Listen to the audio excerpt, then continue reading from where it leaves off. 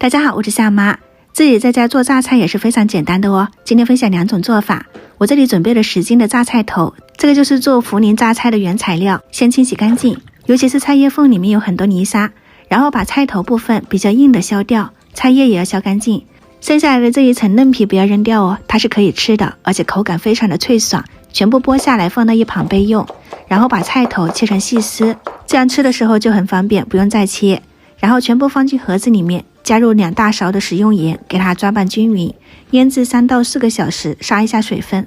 如果做的少，大概1-2个小时就可以了。像这样子软软的，有很多水分出来就可以了，把水分挤干，也可以过一遍冷水，这样去掉多余的盐分。先来拌脆皮，里面加入蒜末、剁辣椒，一定是要有一点酸酸的那种，然后再加入生抽、白糖跟蚝油，抓捏均匀，还可以加点油辣子，这样更香更辣也更好吃。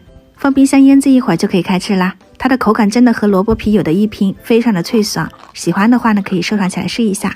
腌制榨菜丝就更加简单，直接加入辣椒面，抓拌均匀。不喜欢吃辣，你可以少放一点。这个想要口感脆爽，你一定要把水分挤干，有条件就用重物压1个晚上，这样保存时间也会更长。盖上盖子，腌制一段时间，就会变成酸辣开胃的榨菜丝，特别好吃。这2种都可以试一下哦。喜欢我的视频，记得关注我，我们下期再见。